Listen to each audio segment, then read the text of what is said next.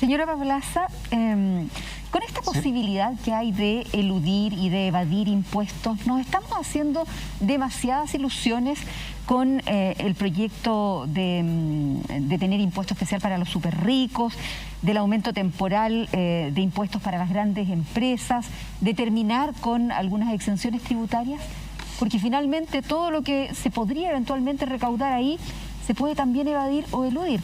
O incluso en el caso de los súper ricos, podría darse que ellos ya estén hoy traspasando todo lo que esté eventualmente a su nombre a terceros. Sí, bueno, en general,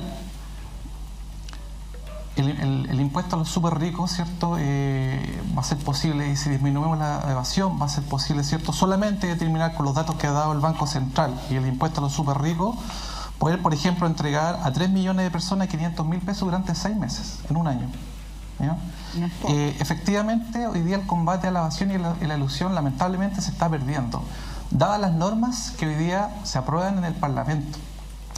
El gobierno actual impulsó una reforma tributaria la más agresiva de los últimos 30 años y lamentablemente esto va a traer consecuencias para la recaudación futura. Hoy día se hace necesario que los candidatos presidenciales, que los constituyentes coloquen, ¿cierto?, en nuestra Constitución los principios básicos del sistema tributario. Perdón, por ejemplo, levantar el secreto bancario para poder, ¿cierto?, avanzar al combate contra la evasión y la elusión. Hoy día nos estamos transformando básicamente en un paraíso fiscal. Disculpe, señora Pablaza. Sí, dijo que era la reforma más agresiva o regresiva la que había impulsado este gobierno.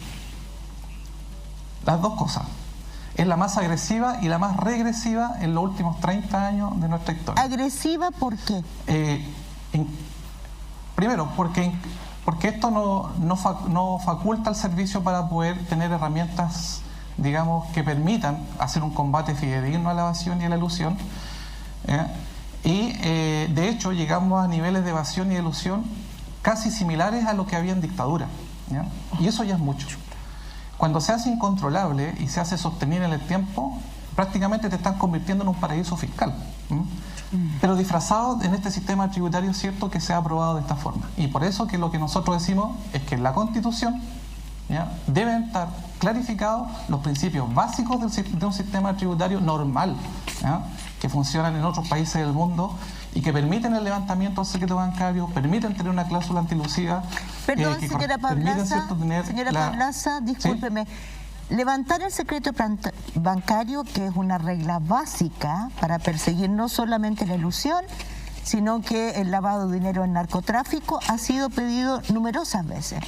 ¿Cuál es, a su juicio, como un fiscalizador del Servicio de Impuestos Internos, la razón de fondo por la que nunca ha podido llegar a puerto?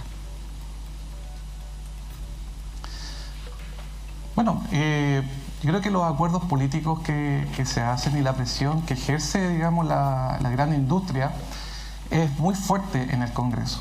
Y es por eso que, y volvemos al principio, el financiamiento de la política no puede ser a la luz, ¿cierto?, de empresas que generen, ¿cierto?, este tipo de dineros o incentivos para que después diputados o senadores, ¿cierto?, no todos evidentemente, hay gente muy honesta y muy proba, presenten proyectos o defiendan proyectos con las propias minutas que le entregan las empresas. ¿Ya? Eso se tiene que acabar de una vez por todas. Entonces el problema radica en que el país políticamente tiene que ponerse de acuerdo cómo va a ser el financiamiento de las campañas políticas, si el Estado las va a pagar, si va a haber una parte financiada privada y otra parte estatal, para que esto no vuelva a ocurrir, porque claramente estos son financiamiento político ilegal. Claramente esto es, y hablemos de verdad, financiamiento político ilegal. Ilegal. Exactamente, y eso no permite que podamos, ¿cierto?, usar herramientas para poder combatir claramente la evasión y la elusión. Y en este sentido llamo a los candidatos presidenciales a presentar una propuesta de reforma tributaria coherente. Nosotros como asociaciones estamos disponibles para ayudar con todos los los datos necesarios para que se pueda construir de verdad una reforma no tributaria, una reforma al sistema tributario, que va mucho más allá que una simple reforma tributaria y que además dure unos 20, 25 años, porque tampoco ni los contribuyentes ni los funcionarios de impuestos internos podemos soportar cada 4 años una reforma tributaria. Eso es impracticable en cualquier lugar del mundo. Por tanto, hay que poner atajo a un acuerdo, y esto creemos que parte en la Constitución. Señora Pablaza, hay varias reformas en curso en todo caso para poder financiar la emergencia social derivada del COVID.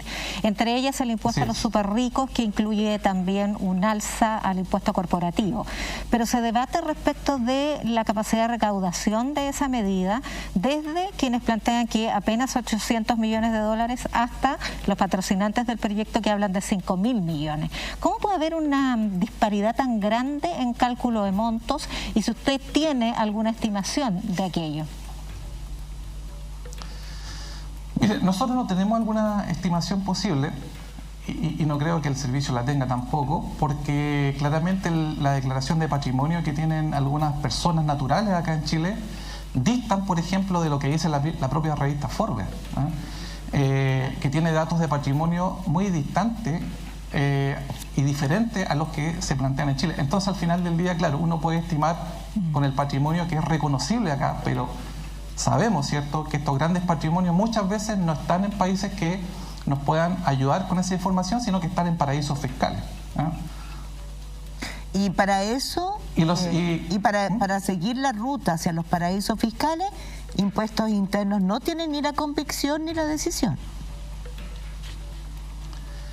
Es muy difícil llegar a paraísos fiscales y encontrar información, porque la OCDE misma ha declarado, ¿cierto?, que este tipo de países no entregan información fidedigna respecto a la contabilidad o lo que hay en patrimonio de estas personas, porque se protegen a través de una figura jurídica que se llama trust, que permite, ¿cierto?, proteger estos patrimonios, y son intocables en el mundo.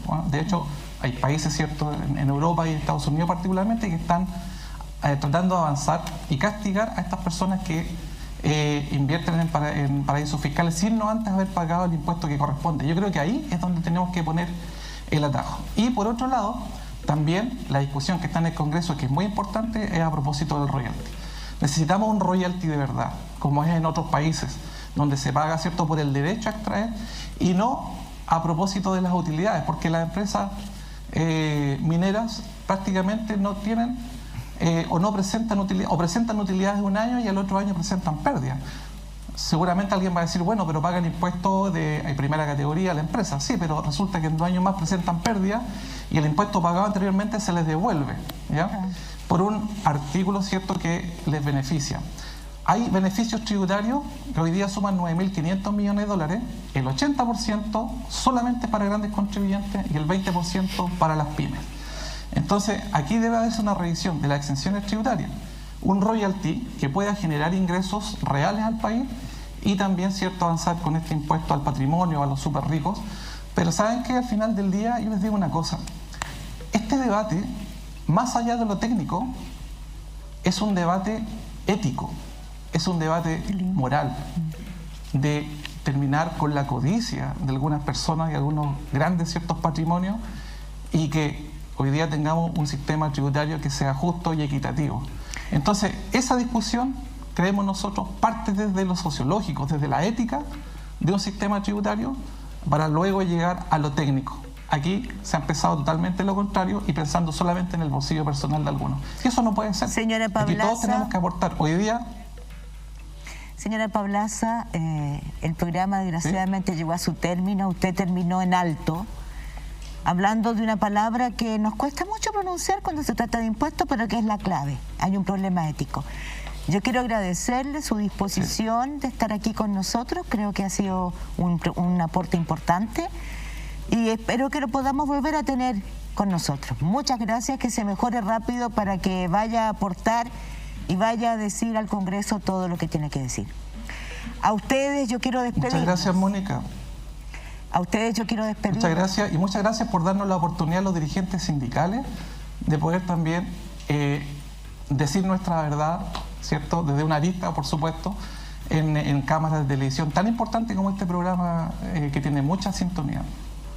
Gracias. Muchas gracias, señora Pablaza.